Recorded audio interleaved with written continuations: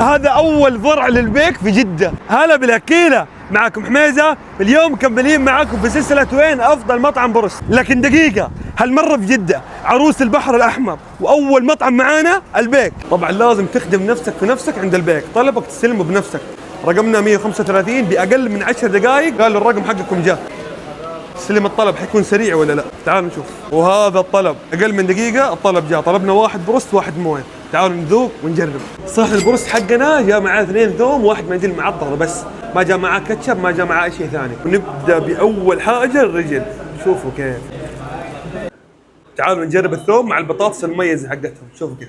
سألناهم عن حجم الدجاج لكن قالوا ما يعرفون، لكن خلينا نقول لكم ما شاء الله تبارك الله حجم الدجاج يعتبر مرة كويس. وشوفوا كيف تتبيلة السبايسي عندهم موزونة. أنا ملاحظ في الفترة الأخيرة أغلب مطاعم البروست أو حتى ممكن أقول كلها حولوا من البرجر إلى خبز الشامي، إلا البيك ما زال محتفظ بنفس الخبز. والحين جاء وقت التقييم. حبيت أبدأ في البيك بسلسلة وين أفضل مطعم بروست في جدة، تحديدا في أول فرع. بصراحة أقيمه 8 من 10.